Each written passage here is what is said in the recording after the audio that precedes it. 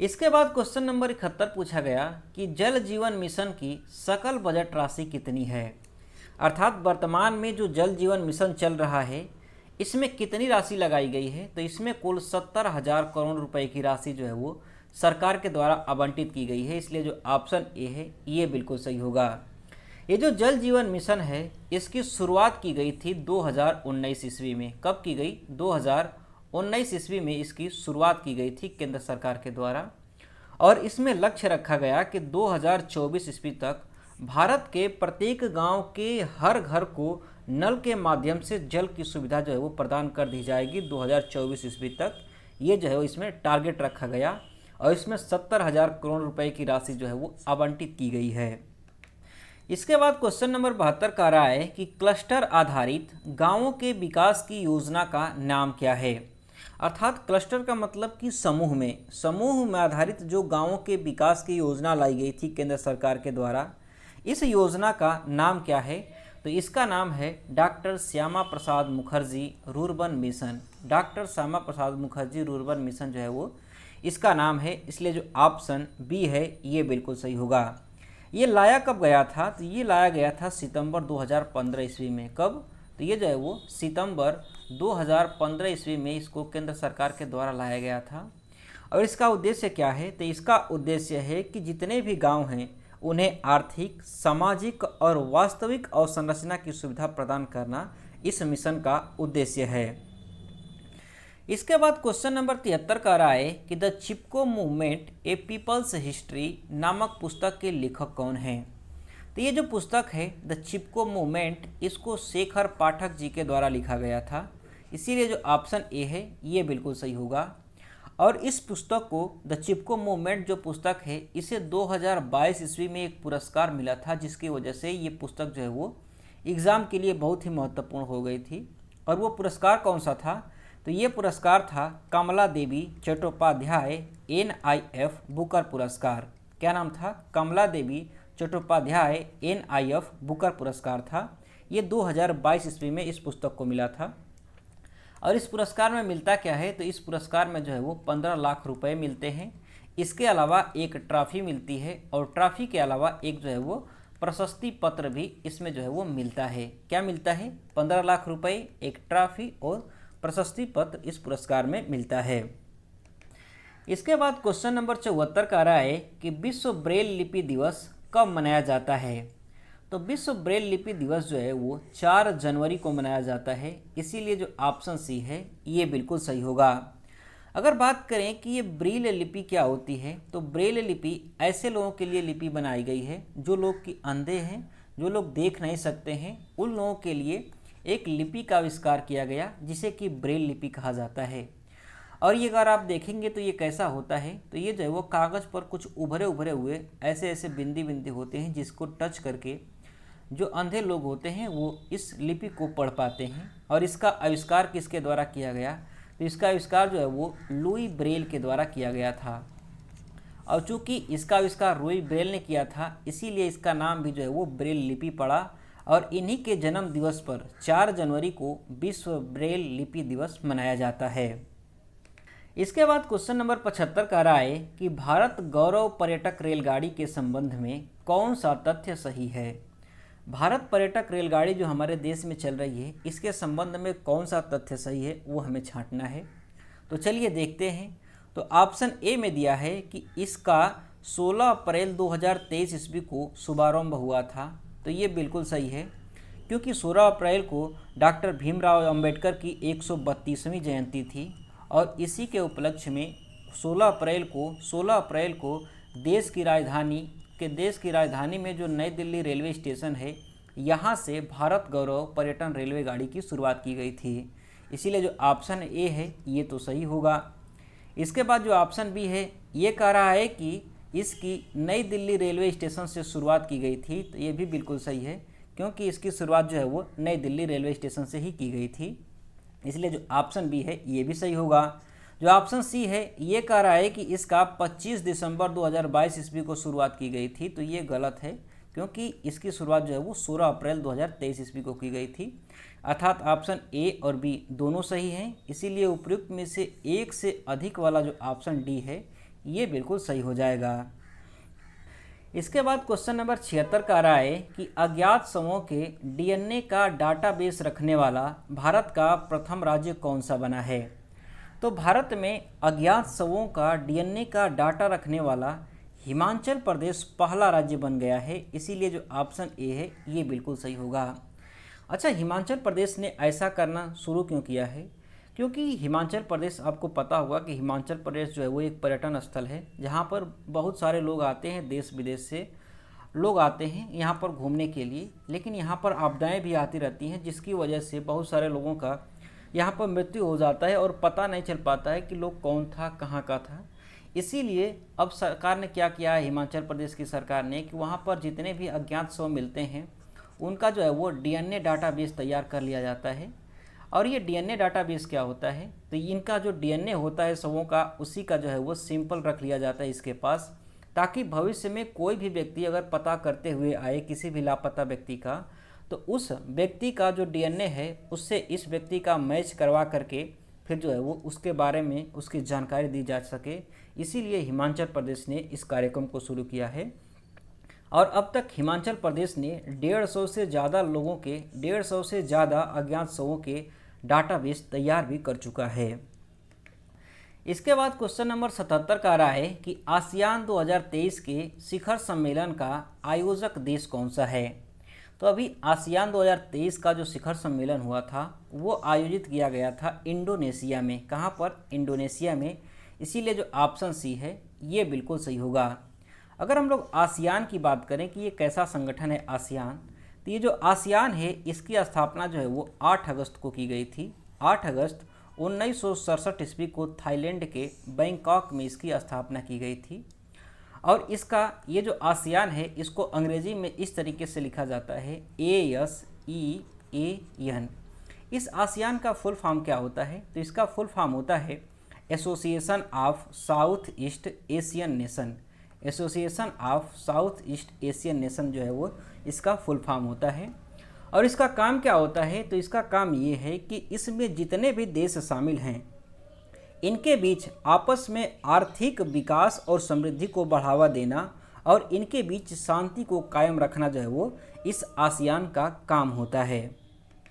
इसके बाद question number 78 का आ रहा है कि 10 मई 2023 ईस्वी को पिट्सबर्ग क्लाइमेट डायलॉग सम्मेलन की मेज़बानी करने वाला देश कौन था। तो ये जो पिट्सबर्ग क्लाइमेट डायलॉग सम्मेलन है ये ज़्यादातर जो है वो जर्मनी में ही किया जाता है। जो जर्मनी का पिट्सबर्ग है यहीं पर इसका सम्मेलन का आयोजन होता है, इसलिए जो ऑप्शन बी है जर्मनी ये बिल्कुल सही होगा। यहीं पर इसका आयोजन किया गया था। ये जो संगठन है, ये जो सम्मेलन है पिट्सबर्ग क्लाइमेट डायलॉग सम्मेलन, इसमें होता क्या है? तो इसमें जो है वो विश्व में जो क्लाइमेट चेंज हो रहा है उसी के ऊपर इसमें चर्चा होती है।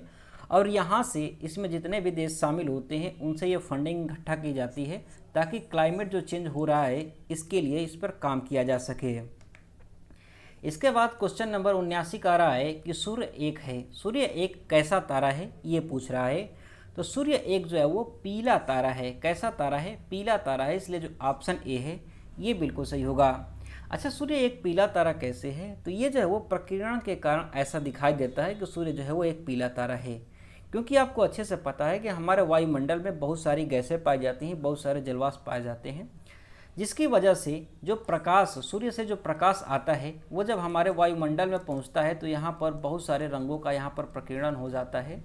और जो पीला रंग होता है इसका पावर सबसे ज़्यादा होता है, इसीलिए ये जो है वो ज़्यादा मात्रा में पहुँच पाता है, इसीलिए सूर्य जो है वो हमें पीला दिखाई देता है। इसीलिए सूर्य को क्या कहा जाता है? तो सूर्य को जो है वो पीला तारा कहा जाता है।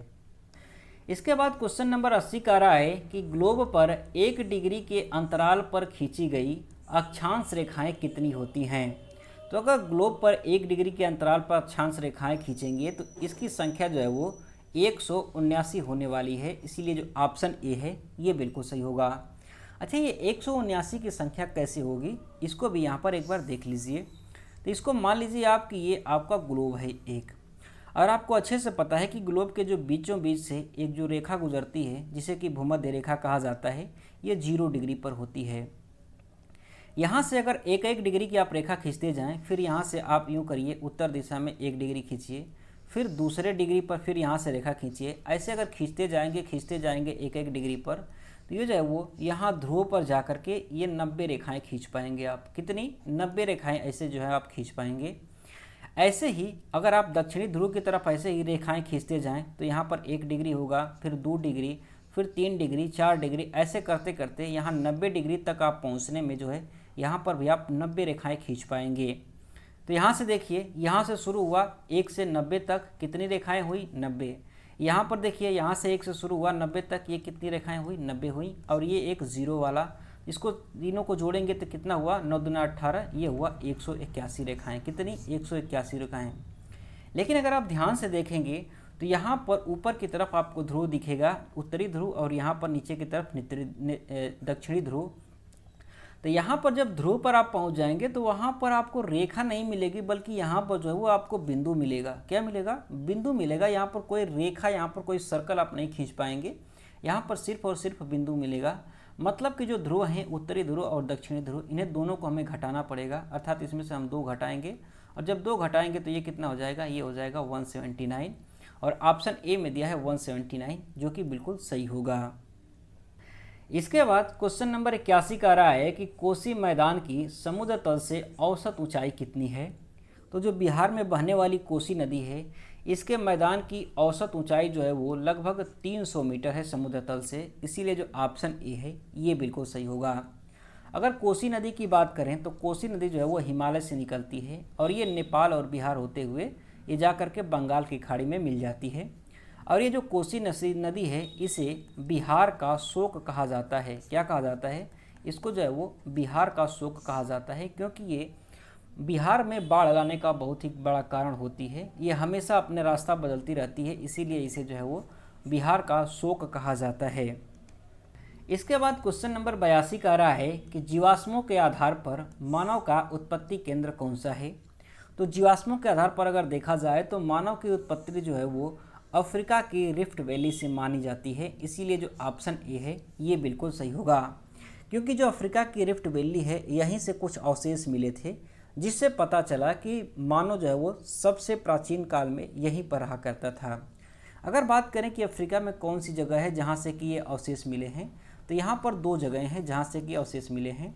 एक जो जगह है इसको इस्कहुल कहा जाता है। क्या कहते हैं? तो इसको जो है वो इस्कहुल कहा जाता है। और जो दूसरी जगह है इसे कफेज कहा जाता है। क्या? तो इसको जो है वो कफेह कहा जाता है। इन 2 जगहों से मानव के अवशेष मिले हैं, और ये जो हैं वो अवशेष सबसे प्राचीन मिले हैं अब तक के पृथ्वी पर के। इसके बाद क्वेश्चन नंबर 83 कह रहा है कि 2 समुदायों के मध्य सांस्कृतिक संपर्क क्या कहलाता है। तो 2 समुदायों का जब सांस्कृतिक संपर्क होता है तो उसे जो है वो एक कल्चरेशन कहा जाता है। क्या कहा जाता है? एक कल्चरेशन कहा जाता है। इसलिए जो ऑप्शन बी है ये बिल्कुल सही होगा। अच्छा, सांस्कृतिक संपर्क से क्या मतलब है? तो सांस्कृतिक संपर्क से ये मतलब है कि 2 समुदायों में जो अलग अलग संस्कृति है उन लोगों की, जब वो आपस में आकर के मिलते हैं तो उनकी जो संस्कृति होती है वो मिक्स हो जाती है। इसी को जो है वो एक कल्चरेशन कहा जाता है। जैसे कि अगर बात करें कि जो अंग्रेज़ हैं वो यूरोप के रहने वाले, वो जब भारत में आए तो उन लोगों की संस्कृति अलग थी, उनका पहनावा अलग था, उनका खान पान अलग था। लेकिन जब भारत में आए तो भारत के लोगों की संस्कृति अलग है, खान पान अलग है, पहनावा अलग है। लेकिन जब दोनों संस्कृतियां आपस में मिली तो बहुत सारी चीज़ें मिक्स हो गई। आज आप देख सकते हैं कि हमारा जो खुद का भारतीयों का पहनावा था वो नहीं रहा, वो जो है वो मिक्स हो करके वो अंग्रेज़ों के साथ में वो मिक्स हो करके वो हमारा आज का पहनावा बदल गया है, खान पान बदल गया है, रहन सहन बदल गया है। इसी को जो है वो सांस्कृतिक संपर्क कहा जाता है। इसके बाद क्वेश्चन नंबर 84 का रहा है कि बरौनी तेल शोधक संयंत्र बिहार के किस जिले में स्थित है। तो जो बरौनी तेल शोधक संयंत्र है ये बिहार के बेगूसराय जिले में स्थित है। इसीलिए जो ऑप्शन बी है ये बिल्कुल सही होगा। और ये जो बेगूसराय है ये किस नदी के किनारे पर है। तो जो बेगूसराय है ये जो है वो गंगा नदी के किनारे पर स्थित है। इसके बाद अगर बरौनी तेल शोधक संयंत्र की बात करें कि इसकी स्थापना कब की गई थी, तो इसकी स्थापना जो है वो 1964 ईस्वी में की गई थी। और इसकी स्थापना में 2 देशों ने सहायता किया था। एक देश था रूस, और एक था रोमानिया।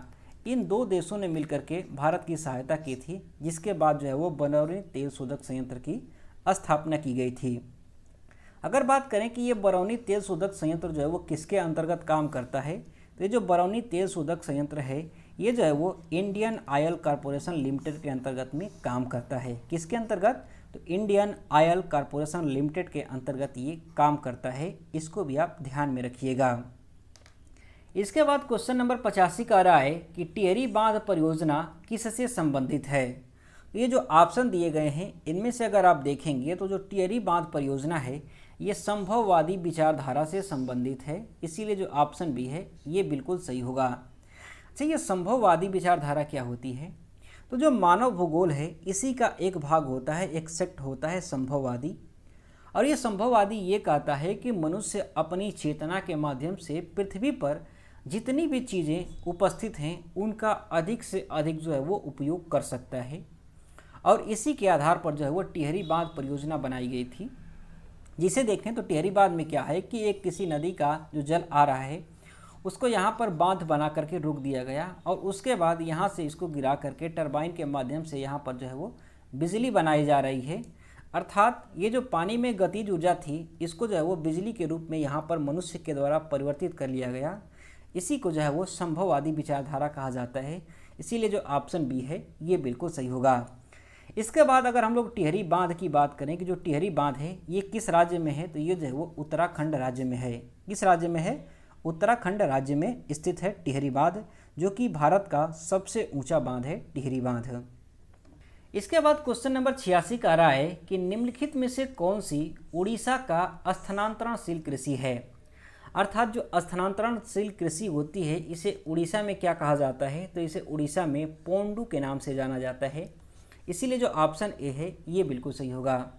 अगर हम लोग बात करें स्थानांतरणशील कृषि की कि ये क्या होता है स्थानांतरणशील कृषि, तो यह एक आदिम कृषि होती है। इसका मतलब क्या हुआ कि जैसे मान लीजिए कि ये जंगल का कोई क्षेत्र है, तो इसको क्या किया जाता है कि आदिवासियों के द्वारा इस क्षेत्र को, जंगल के पेड़ पौधों को काट दिया जाता है और काट करके यहीं पर इन्हें जला दिया जाता है। जलाने के बाद इस मिट्टी में इस राख को मिला दिया जाता है, इसे जोत दिया जाता है। इसके बाद यहाँ पर खेती की जाती है और यहाँ पर फसल उगाई जाती है। लेकिन कुछ टाइम के बाद जैसे ही यहाँ की जो मिट्टी है वो अनुपजाऊ हो जाती है, उसके बाद इसे छोड़ करके फिर दूसरी जगह पर जा करके यही जो है वो प्रक्रिया अपनाई जाती है आदिवासियों के द्वारा।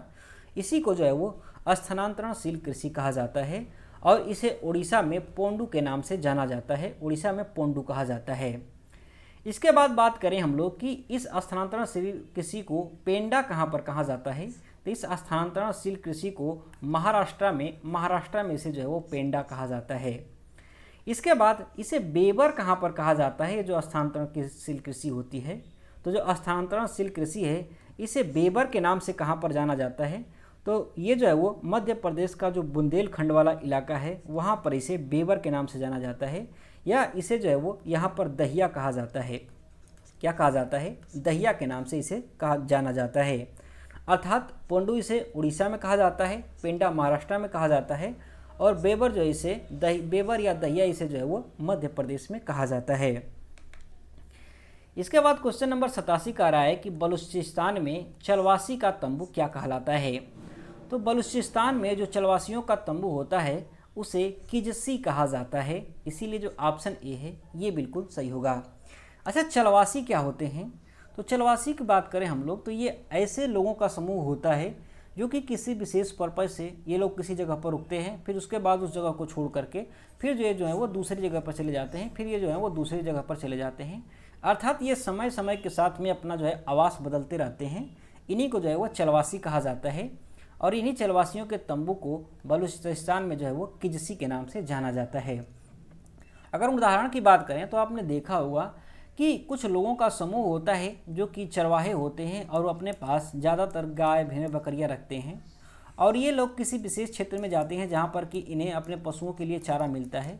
वहाँ पर जा कर के चारा खिलाते हैं पशुओं को। जब वहाँ का चारा ख़त्म हो जाता है तो फिर ये लोग जो हैं वो दूसरी जगहों पर जा कर के बस जाते हैं, फिर वहाँ पर अपना चारा का इंतजाम करने लग जाते हैं। ऐसे लोगों को ही चलवासी कहा जाता है। क्या कहा जाता है? चलवासी कहा जाता है।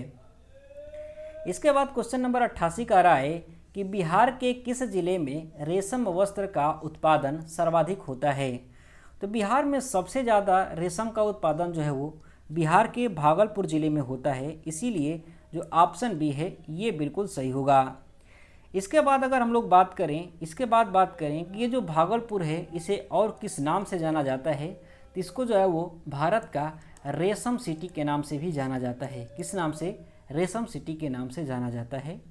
इसके अलावा बिहार के कुछ और ज़िले हैं जो कि बहुत ही फेमस हैं, जैसे कि मुजफ्फरपुर की बात करें तो जो मुजफ्फरपुर ज़िला है वो मक्का के लिए प्रसिद्ध है। मुजफ्फरपुर ज़िला है जो लीची के लिए भी प्रसिद्ध है। इसके लिए मधुबनी जो ज़िला है बिहार का वो मधुबनी पेंटिंग के लिए प्रसिद्ध है। इन सब चीज़ों को भी आप ध्यान में रखिएगा। इसके बाद क्वेश्चन नंबर 89 का आ रहा है कि जनसंख्या घटने से मानव भूमि के अनुपात में क्या अंतर आता है। तो अगर मानव और भूमि का अनुपात अगर देखा जाए तो अगर जनसंख्या घटेगी तो भूमि तो घटने वाली है नहीं, भूमि तो जितनी की है उतनी ही रहेगी।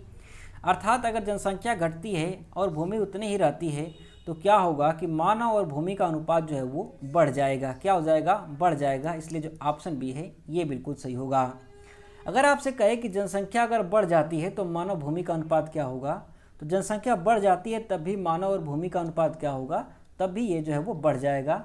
क्योंकि अगर जनसंख्या बढ़ जाती है लेकिन जो भूमि है वो तो बराबर ही रहेगी, मतलब कि यहाँ पर देखेंगे तो जो अनुपात है वो यहाँ पर भी बढ़ जाने वाला है।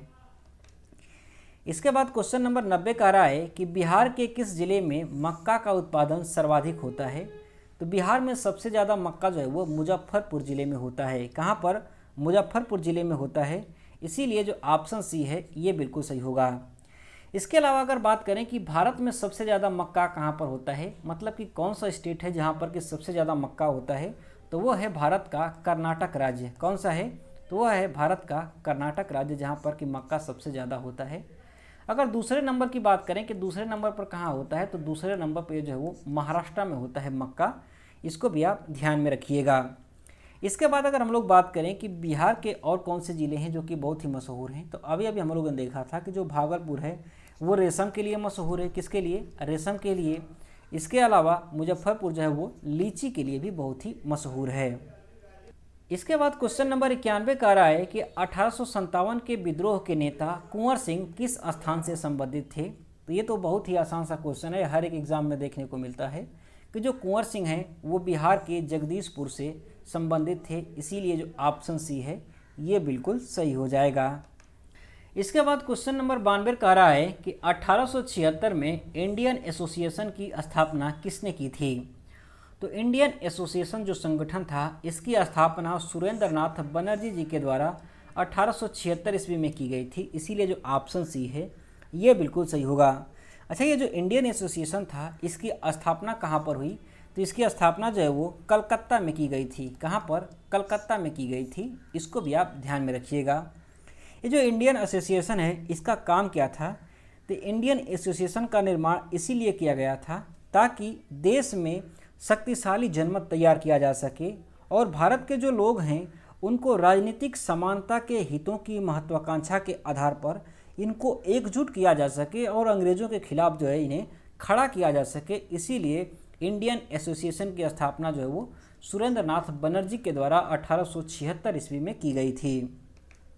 इसके बाद क्वेश्चन नंबर 93 का आ रहा है कि विदेश में भारतीय राष्ट्रीय ध्वज प्रथम बार किसने लहराया था। तो विदेश का मतलब कि अपने देश से बाहर पहली बार भारतीय ध्वज कहाँ पर लहराया गया था, तो भारतीय ध्वज पहली बार जो है वो जर्मनी में लहराया गया था और इसको जो है वो मैडम भीकाजी कामा के द्वारा फहराया गया था। इसीलिए जो ऑप्शन बी है ये बिल्कुल सही होगा। ये जो मैडम जी भीकाजी कामा हैं इन्हें जो है वो भारतीय क्रांति का जननी कहा जाता है और इन्होंने ही 1907 ईस्वी में जर्मनी के स्टुटगार्ड में जो है वो भारत के झंडे को इन्होंने फहराया था, जो कि पहली बार भारत के बाहर कहीं भारत के झंडे को फहराया गया था। इसके बाद क्वेश्चन नंबर 94 का आ रहा है कि अबुल कलाम आज़ाद के द्वारा किस पत्रिका को संपादित किया गया था। तो जो अबुल कलाम आज़ाद जी हैं इनके द्वारा अल हिलाल पत्रिका का संपादन किया गया था। इसीलिए जो ऑप्शन सी है ये बिल्कुल सही होगा। इसके बाद ऑप्शन बी में दिया है कामरेड पत्रिका। ये जो कामरेड पत्रिका है इसका संपादन किसने किया था, तो इसका संपादन जो है वो मोहम्मद अली जौहर के द्वारा किया गया था। जो मोहम्मद अली जौहर हैं, इनके द्वारा कॉमरेड पत्रिका का संपादन किया गया था। इसके बाद ऑप्शन ए में दिया है जमींदारी पत्रिका। और ये जो जमींदारी पत्रिका है इसका संपादन किसने किया था? तो जो जमींदार पत्रिका है इसको मौलाना जफ़र अली खान ने संपादित किया था। इसके बाद क्वेश्चन नंबर 95 का रहा है कि Mahatma Gandhi and Bihar some reminiscences के लेखक कौन हैं? तो ये जो पुस्तक है Mahatma Gandhi and Bihar some reminiscences, इसको डॉक्टर राजेंद्र प्रसाद जी के द्वारा लिखा गया था, इसीलिए जो ऑप्शन ए है ये बिल्कुल सही होगा। और ये जो पुस्तक है ये डॉक्टर राजेंद्र प्रसाद जी के द्वारा भारत में जो भारतीय राष्ट्रीय आंदोलन चल रहा था उसी के ऊपर लिखा गया था। इसके अलावा भारतीय राष्ट्रीय आंदोलन के ऊपर कुछ और बहुत ही महत्वपूर्ण पुस्तकें लिखी गई थी जो कि एग्ज़ाम के लिए बहुत ही महत्वपूर्ण है। जैसे कि एक पुस्तक थी टूवर्ड्स टोटल रेवोल्यूशन, जिसे कि जयप्रकाश नारायण जी ने लिखा था। इसके बाद एक और पुस्तक थी द डिस्कवरी ऑफ इंडिया, इसको जवाहरलाल नेहरू जी के द्वारा लिखा गया था। जवाहरलाल नेहरू जी के द्वारा डिस्कवरी ऑफ इंडिया को लिखा गया था, इसको भी आप ध्यान में रखिएगा। इसके बाद क्वेश्चन नंबर 96 का रहा है कि ऑल इंडिया किसान सभा के पहले अधिवेशन में अध्यक्ष कौन थे? तो जब ऑल इंडिया किसान सभा हुआ था पहली बार, उसमें स्वामी सहजानंद सरस्वती को पहली बार अध्यक्ष बनाया गया था, इसीलिए जो ऑप्शन बी है ये बिल्कुल सही होगा। अगर बात करें हम लोग इस ऑल इंडिया किसान सभा की कि इसकी स्थापना कब हुई थी, तो इसकी स्थापना जो है वो 1936 ईस्वी में की गई थी। जब 1936 ईस्वी में कांग्रेस का लखनऊ वाला अधिवेशन हुआ था तो उसी में इस बात का निर्णय लिया गया कि ऑल इंडिया किसान सभा की स्थापना की जाएगी। और इसका पहला अधिवेशन भी यहीं पर लखनऊ में ही कराया गया था। कहाँ पर? तो यहीं पर जो है वो लखनऊ में ही इसका जो है वो अधिवेशन कराया गया था ऑल इंडिया किसान सभा का। और यहाँ पर अध्यक्ष जो है वो सहजानंद सरस्वती जी को बनाया गया था। और ये जो सभा बनी थी ऑल इंडिया किसान सभा, इसका उद्देश्य क्या था? तो इसका उद्देश्य था जमींदारी उन्मूलन। क्या था? तो जो जमींदारी प्रथा हमारे देश में चल रही थी उसी का उन्मूलन करना इस ऑल इंडिया किसान सभा का उद्देश्य था। इसके बाद क्वेश्चन नंबर 97 का रहा है कि पटना महिला विद्यालय कब स्थापित हुआ था? तो जो पटना में महिला विद्यालय है इसकी स्थापना 1940 ईस्वी में की गई थी, इसीलिए जो ऑप्शन बी है ये बिल्कुल सही होगा। अगर बात करें कि ये जो पटना महिला विद्यालय बना था इसका संचालन किसके द्वारा किया जा रहा था, तो उस समय एक स्वदेशी स्वायत्त संस्था थी जिसका नाम था sisters of the apostolic Carmel. क्या नाम था? Sister of the apostolic Carmel. और इसी संस्थान के द्वारा जो है वो इस पटना महिला विद्यालय का संचालन किया जाता था। और ये पटना में महिलाओं के लिए खुलने वाला पहला कॉलेज था। लेकिन 1992 का जब 1992 का साल आया तो जब पटना विश्वविद्यालय की स्थापना हुई तो उसी का इसको जो है वो एक भाग बना दिया गया था। इसके बाद क्वेश्चन नंबर 98 का रहा है कि अंतरिम सरकार में डॉक्टर राजेंद्र प्रसाद के पास कौन सा विभाग था? तो हमारे देश में जब अंतरिम सरकार बनी थी 2 सितंबर को, उसमें डॉक्टर राजेंद्र प्रसाद जी को खाद्य एवं कृषि मंत्रालय दिया गया था, इसीलिए जो ऑप्शन बी है ये बिल्कुल सही होगा। इसके अलावा अगर हम लोग बात करें कि जो वित्त मंत्रालय है वो किसे दिया गया था, तो जो वित्त मंत्रालय है वो लियाकत अली खान को दिया गया था। किसे? लियाकत अली खान को बनाया गया था वित्त मंत्री। और रक्षा मंत्री जो है वो बलदेव सिंह को बनाया गया था। किसे? तो जो बलदेव सिंह हैं इनको रक्षा मंत्री इसमें बनाया गया था। अगर हम लोग अंतरिम सरकार की बात करें कि अंतरिम सरकार जो है वो इसका गठन कब हुआ था, तो इसका गठन जो है वो 2 सितंबर को हुआ था। 2 सितंबर 1946 ईस्वी को जो है वो अंतरिम सरकार का गठन किया गया था। और इसका नेतृत्व कौन कर रहे थे? तो इसका नेतृत्व जो है वो जवाहरलाल नेहरू जी के द्वारा जो है वो इसका नेतृत्व किया जा रहा था इस सरकार का। इसके बाद क्वेश्चन नंबर 99 कह रहा है कि किस वर्ष ऑल इंडिया वुमेन्स कॉन्फ्रेंस की स्थापना की गई थी? तो ऑल इंडिया वीमेन कॉन्फ्रेंस की स्थापना जो है वो 1927 ईस्वी में की गई थी, इसीलिए जो ऑप्शन सी है ये बिल्कुल सही होगा। अगर बात करें कि ये जो ऑल इंडिया वीमेन कॉन्फ्रेंस है इसकी स्थापना कहाँ पर हुई थी, तो इसकी स्थापना जो है वो दिल्ली में की गई थी और आज भी इसका मुख्यालय जो है वो दिल्ली में ही है। और इसको किस लिए स्थापित किया गया था, तो इसकी स्थापना जो है वो महिलाओं में शिक्षा के स्तर को बढ़ाने के लिए जो है वो इसकी स्थापना की गई थी ऑल इंडिया वुमेन कॉन्फ्रेंस की। इसके बाद क्वेश्चन नंबर जो 100 है वो ये कह रहा है कि बंगाल विभाजन 16 अक्टूबर 2005 ईस्वी को किस दिवस के रूप में बनाया गया था। तो बंगाल विभाजन जो हुआ था 16 अक्टूबर को, इसको जो है वो शोक दिवस के रूप में मनाया गया था। इसीलिए जो ऑप्शन सी है ये बिल्कुल सही होगा। अगर हम लोग बंगाल विभाजन की बात करें कि बंगाल विभाजन जो है वो किसके द्वारा किया गया था, तो बंगाल विभाजन जो है वो लॉर्ड कर्जन के द्वारा किया गया था। जो लॉर्ड कर्जन था इसी के द्वारा बंगाल का विभाजन किया गया था।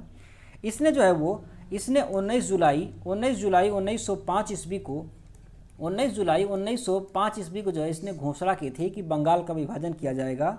और इसने जो है वो 16 अक्टूबर को जो है वो इस बंगाल विभाजन की घोषणा को लागू भी कर दिया था। और इसीलिए इसी दिन जो बंगाल क्षेत्र में हिंदू और मुसलमान रहने वाले लोग थे, इन लोगों ने इसी दिन जो है वो एक दूसरे के हाथों पर राखियां बांध करके रक्षाबंधन भी मनाया था और इस दिन को जो है वो शोक दिवस के रूप में मनाया था। तो फ्रेंड्स, बाकी के जो क्वेश्चंस हैं वो आपको नेक्स्ट वीडियो में मिल जाएंगे। ये वीडियो आपको कैसी लगी आप हमें कमेंट बॉक्स में ज़रूर बताइएगा। अगर ये वीडियो अच्छी लगी है तो वीडियो को लाइक ज़रूर करिएगा। Thanks for watching. Have a nice day. Thank you.